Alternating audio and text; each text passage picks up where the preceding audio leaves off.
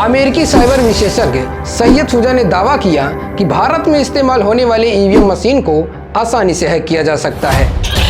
सिर्फ इतना ही नहीं, उनका यह भी कहना है कि पिछले कुछ चुनावों में भाजपा ने धांधली भी की है। वाम से भारत मुक्ति मोर्चा के द्वारा 31 जनवरी 2024 को जंतर मंतर पे इस ईवीएम के खिलाफ एक बड़ा प्रोटेस्ट किया गया, जिसमें लाखों लोग शामिल हुए। लेकिन इस ईवीएम के प्रोटेस्ट को गोदी मीडिया ने दिखाना उचित नहीं समझा, लेकिन यह वीडियो सोशल मीडिया पर जमकर वायरल हुआ।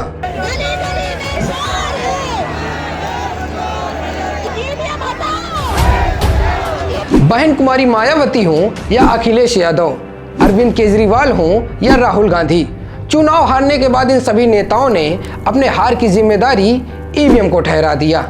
इन दिखाए जा रहे परिणामों से ऐसा साफ तौर पर प्रतीत होता है कि वोटिंग मशीन ने बीजेपी के सिवाय किसी दूसरी पार्टी के वोट को स्वीकार ही नहीं किया है। कल एग्जिट पोल आए हैं, मैं एग्जिट पोल पर बोलना नहीं चाहता था, लेकिन जो एग्जिट पोल आए हैं वो कहीं न कहीं परसेप्शन ये क्रिएट करना चाहते हैं कि हाँ भारतीय जनता पार्टी जीत रही है, जिससे वो चोरी भी करें अगर, वो भी न पता लगे कि हाँ चोरी हुई है। जो ईवीएम का सवाल उठ रहा है वो सिर्फ हिंदुस्तान में नहीं उठ रहा है, वो एक जेनेरिक सवाल है।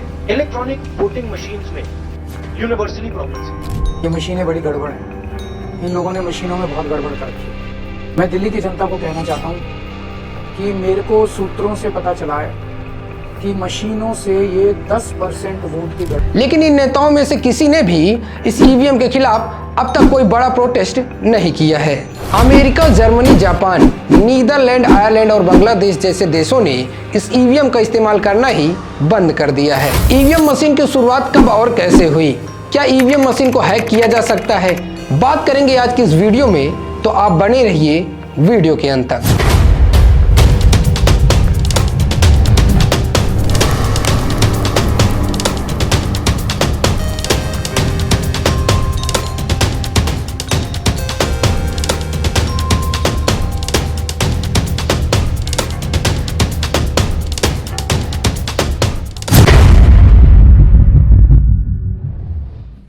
साल 1980 में एमबी हनीफा के द्वारा ईवीएम का आविष्कार किया गया था। इसके बाद ईसीआई यानी इलेक्ट्रॉनिक कॉर्पोरेशन ऑफ इंडिया की मदद से इस ईवीएम को बनाने की प्रक्रिया शुरू कर दी गई।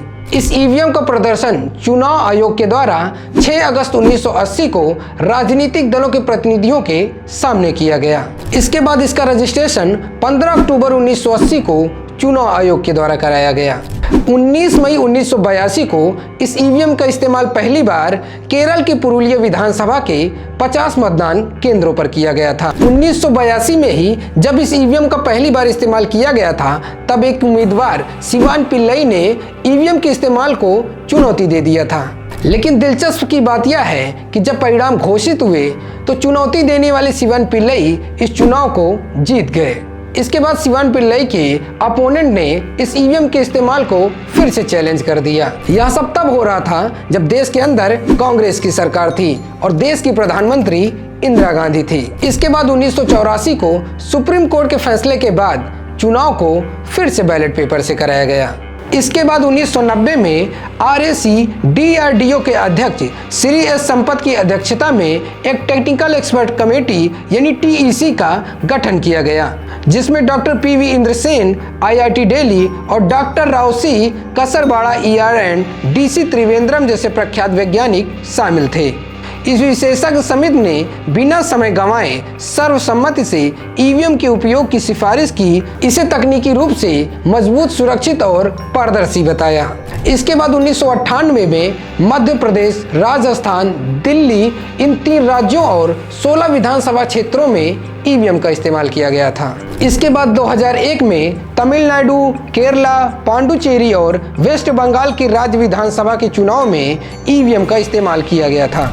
इसके बाद सन 2004 में लोकसभा के चुनाव के लिए सभी 543 संसदीय निर्वाचित क्षेत्रों में ईवीएम का इस्तेमाल किया गया था। ऐसा पहली बार हुआ कि देश के अंदर 2004 में ईवीएम का इस्तेमाल पूरे देश में इतने बड़े पैमाने पर किया गया।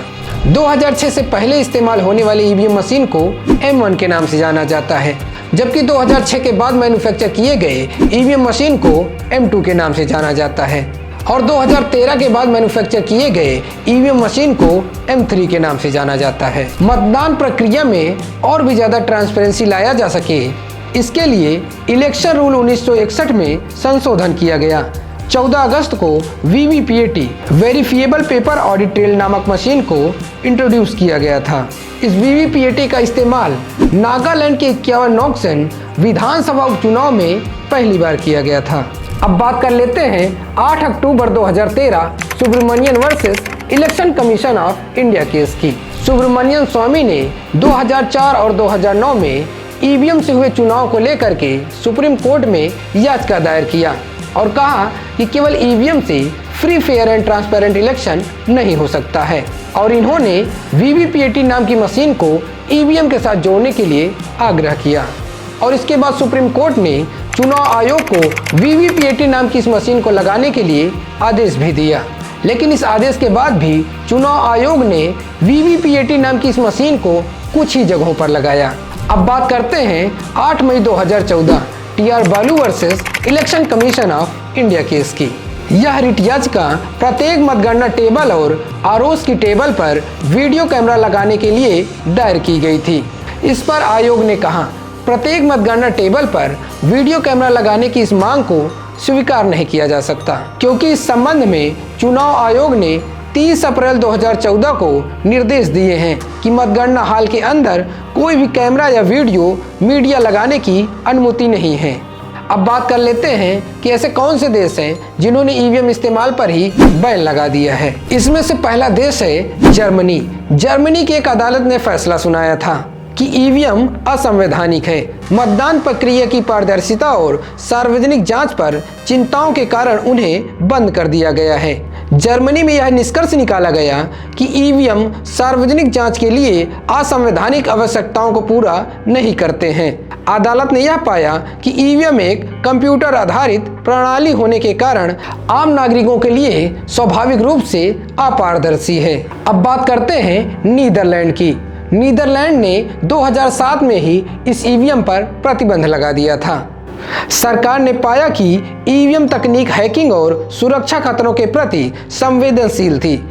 सवाल उठे कि क्या इन मशीनों के साथ चुनाव निष्पक्ष हो सकते हैं। इलेक्ट्रॉनिक वोटिंग से जुड़े डेटा को आसानी से बदला जा सकता है और इसे जनता और सरकार दोनों ही चिंतित हैं। अब बात करते हैं आयरलैंड की। आयरलैंड ने इस ईवीएम को अपनाने की कोशिश की, लेकिन सन 2006 में इसे खारिज कर दिया।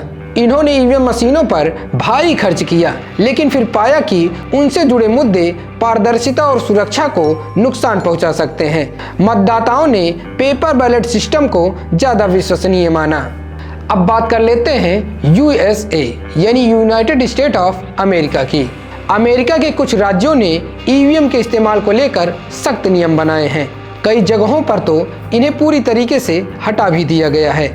मुख्य चिंता यह थी कि इन मशीनों को हैक करना आसान था और इससे चुनाव के नतीजे प्रभावित हो सकते थे। अब बात कर लेते हैं जापान की। जापान ने पाया कि ऐसी संभावनाएं हैं कि एक दुर्भावनापूर्ण अंदरूनी सूत्र प्रक्रियाओं के दौरान तैयार किए गए डेटा या प्रोग्राम डालकर वास्तविक वोट परिणाम में आसानी से हेरफेर किया जा सकता है और इसे वेरीफाई करने का कोई तरीका नहीं है। अब बात कर लेते हैं कि ईवीएम को लेकर हमारे देश के ये नेता क्या कहते हैं। सबसे पहले बहन कुमारी मायावती जी। इन दिखाए जा रहे परिणामों से ऐसा साफ तौर पर प्रतीत होता है कि वोटिंग मशीन ने बीजेपी के सिवाय किसी दूसरी पार्टी के वोट को स्वीकार ही नहीं किया है, या फिर अन्य पार्टियों के वोट भी बीजेपी के ही खाते में चले गए कि वोटिंग मशीनों को अवश्य ही मैनेज किया गया। अब सुनते हैं कि अखिलेश यादव जी इस पर क्या कहते हैं।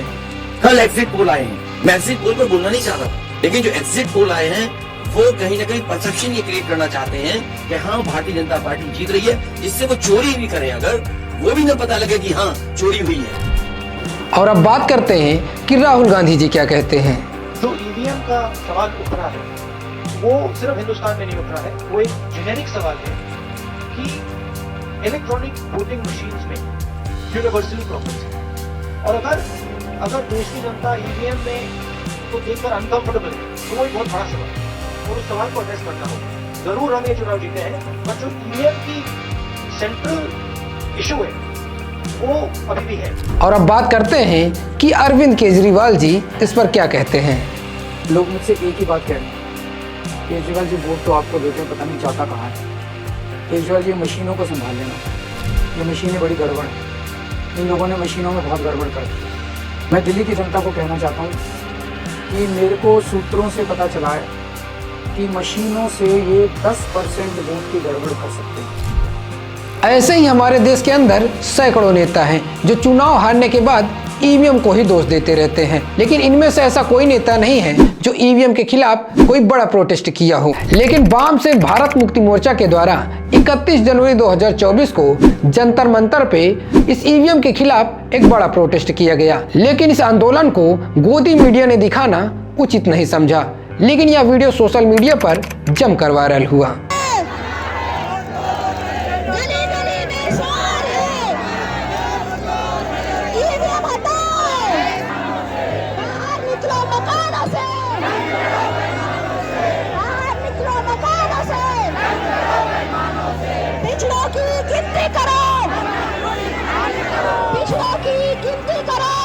अब सवाल है कि क्या ईवीएम को हैक किया जा सकता है? इस हैकिंग को लेकर अमेरिका क्या कहता है?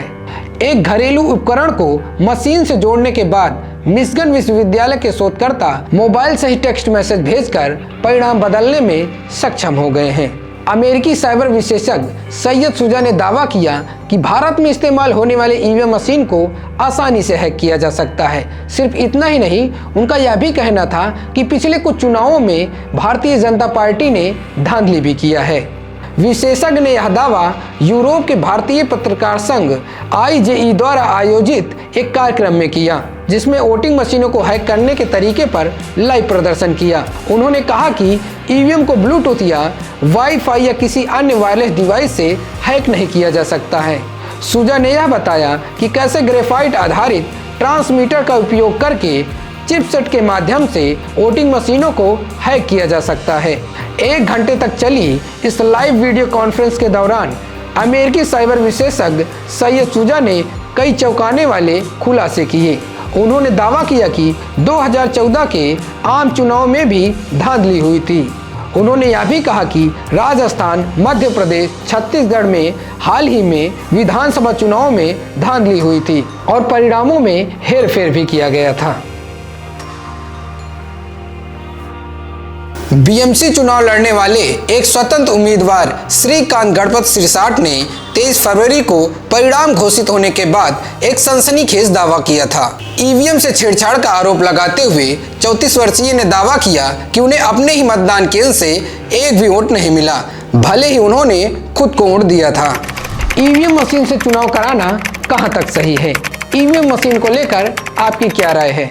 और आज का ये वीडियो आपको कैसा लगा? अपनी राय कमेंट बॉक्स में जरूर लिखें। और अगर आपको ये वीडियो पसंद आया है तो इस वीडियो को लाइक, शेयर और चैनल को सब्सक्राइब जरूर करें। तब तक के लिए जय हिंद, जय संविधान।